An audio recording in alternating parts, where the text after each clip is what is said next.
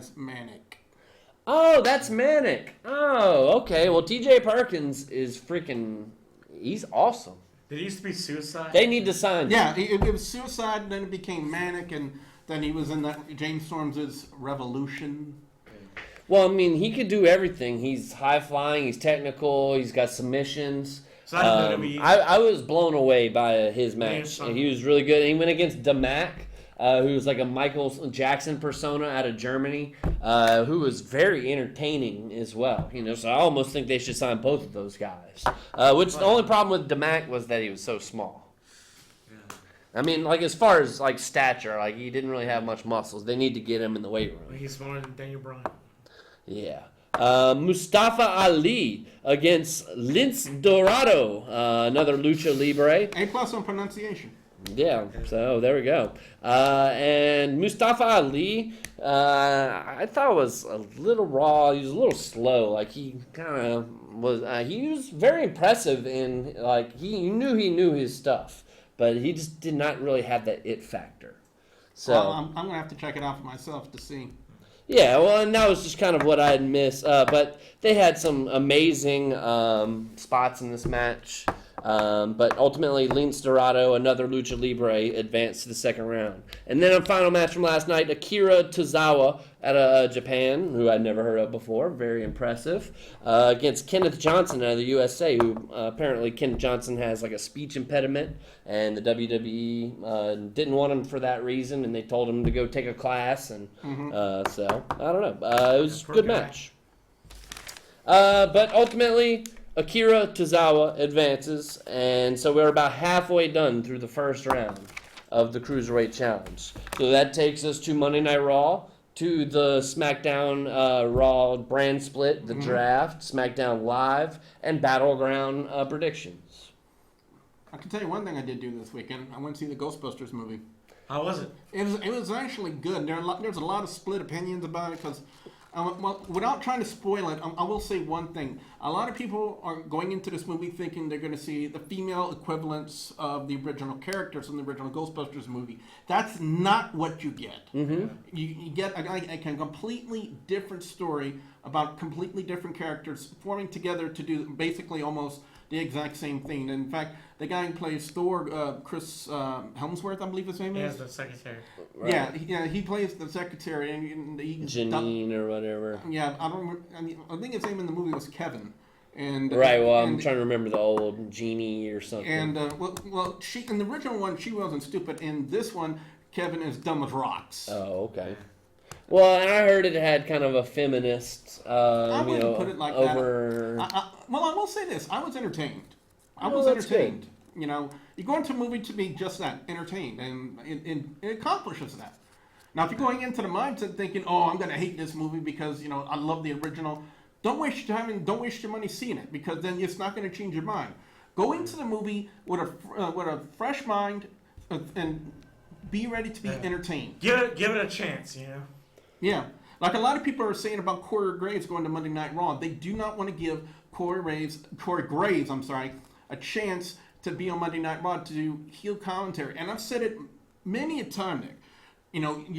Your play-by-play guy and your heel guy both have to be good. They have to have that mesh. They have to have that chemistry. Now, when Corey Graves was working with Rich Brennan, he had that chemistry. Mm-hmm. He had that ability, and they meshed very well. Tom Phillips sucks. Well, Tom Phillips is trying to be the next Gorilla Monsoon, and he cannot get the job done. Yeah. Well, if anything, Billy, we're going to see a change in commentary they have announced that Michael Cole, Corey Graves, and Byron Saxton are going to be doing Raw commentary, where Mauro Ranallo, JBL, and David Otunga are going to be doing SmackDown. And I believe Jerry the King Lawler has been delegated to kickoff and pre-shows now. Kickoffs and pre-shows, as well as Booker T, which that's all Booker T was doing anyways. What I want to see is, we got two new dynamics on your commentary team. You got Monday Night Raw, Michael Cole with Byron Saxton, and they've already worked in the past before, as well as Corey Graves and Byron Saxton have worked before in NXT, and they've worked really well together, but the really key formula to that dynamic that I want to see on Monday Night Raw is how well Corey Graves can mesh with Michael Cole. Now that JBL is off of Monday Night Raw. Thank you very much, WWE, for that one. But now when you transition over and look at SmackDown, and you look at the SmackDown announce team, with Mauro Ranallo, who is by far should be the voice of Monday Night Raw, in my personal opinion. But he is a great commentator. He's a great guy to work with. Hopefully, JBL can really mesh with him really well. If not, then they need to kick his ass out. When David Otunga was filling in for Jerry the King Lawler, honestly, he didn't really show me anything. He didn't really stand out. He was just generic out there, and it just wasn't nothing but which is like what Byron Saxton brings to Raw. Yeah, well, in a sense, but commentary is not easy to do. People think it's easy to do to get behind a microphone and just instantly blam, You have it. You have you have a agent, Vince McMahon in your ear too. Well, that's That's another distraction. He's like, you gotta say this, and say that. Well, you have to do this, PR this match, that match.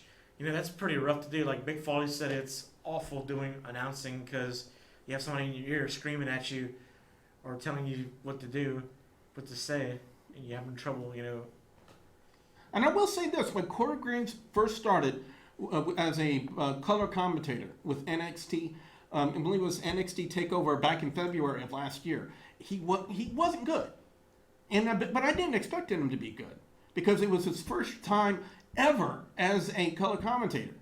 And to me, I didn't agree with that decision at the time because he had basically no experience doing commentary for WWE.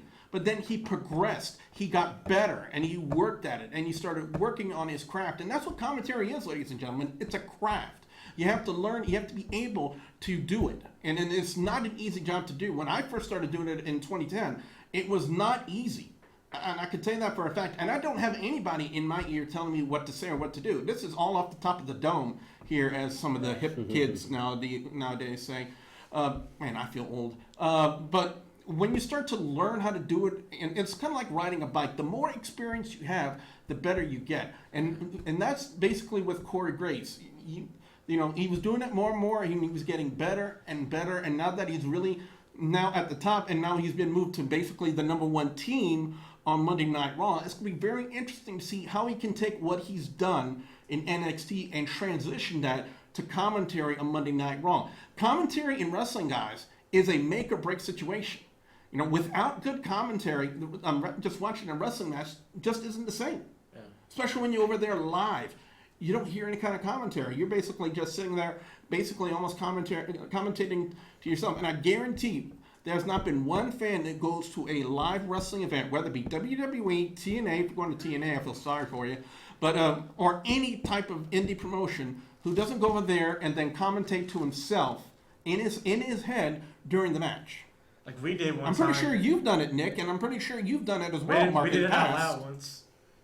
Yeah. So that's just basically my take on the change in the announce teams. I want people to give Corey Graves a chance, give JBL a chance on SmackDown. David Otunga, like I said, I don't expect him to be good right off at the start, but he needs to progress. He needs to develop his own style of commentary and see how well they can work with Mauro Ranallo. Mauro Ranallo is a fantastic play-by-play guy. He is a seasoned guy in the business, and I really expect this thing to work well.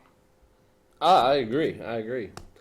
But getting to Monday Night Raw, we actually started Raw with actually naming the GMs, which the story had broken that Daniel Bryan was going to be the GM of SmackDown. But the GM of Raw was a big, Yeah, it was a big surprise with it being Mick Foley. Bang, bang. But I think it was a good call either way, because I think it'll even work out better on Raw in that it'll be the heel Stephanie kind of arguing with the babyface Foley, for control and booking matches. Blah blah blah. Right, and they won't necessarily have that with Shane and Daniel Bryan because those are, I guess, they're two good guys working together. I think it's gonna be pretty awesome. It'll run smoother on SmackDown at least as far as control. But I thought that was good news, and a good way to kick off Raw. Let's see. They did have a match between Jericho and Kevin Owens against Zayn and Cesaro. But, it's... Stupid idiot. Stupid idiot. When you look back at that match, a lot of the main focus of that match was more along the lines towards the Sami Zayn Kevin Owens storyline for Battleground. There's really, and they stay brawling. yeah. So, But it's going to reach a boiling point, hopefully, which one of the things that I was really surprised about was that they got drafted to the same roster. They're both on Raw. So I thought that they were going to split them up, have this be their last match, let them go do their own thing. Here's my prediction to you, Billy. I predict that Sami Zayn and Kevin Owens will be a tag team within the next year. I wouldn't put it past WWE to actually do something like that because they've done it before in the past. There's an old adage, if it ain't broke, don't fix it. And Right. if they want to put them together as a tag team, I wouldn't object to it. Yeah, so I could definitely see that coming. Tag team before, but not in WWE. And WWE's probably be like, this is the first time Sami Zayn and Kevin Owens ever tag team. Which, let's talk about Alberto Del Rio and Darren Young. They had a match. And Darren Young is getting a push right now, and he has not impressed me. They should have done it with Damien. Bob Backlund is more impressive than Darren Young. Dude, I know he's crazy. Do you think, who would have been a better person to give that gimmick to? Damien Sandow. Damien Sandow, hands down. Damien Sandow. I even think Jack Swagger would have been better. To make America great again, make Jack Swagger great again. Because he's a real American. I don't know. But Darren Young, you're kind of failing. You have no persona about yourself. I know you look like the Black Cena, but people have said it. Have said it. I haven't heard that in a long time. But you have no acting skills. Let's see. We had a 12-man tag team with John Cena, Enzo, and Cass, New Day, Club, Wyatt's. A lot of people to have to showcase all at once. They just wanted to, they have to put. They're building the pay-per-views and they had to throw in matches. I get it. Match, please. Which the Wyatts and New Day wrestled to the back, so they kind of got out of the picture and let the Wyatts and the club and Cena and Enzo and Cass do their thing. But the club ended up getting the win. Seth Rollins did a little speech in the empty arena about the Shield, yada, yada, yada. Sin Cara against Baron Corbin. Apparently they're setting up a Baron Corbin and Kalisto feud, who are both on SmackDown. And Kalisto even talked about it on... No, they own Sin Cara's on Raw and Kalisto's on SmackDown. Right, but Sin Cara was... Kalisto wants to have a feud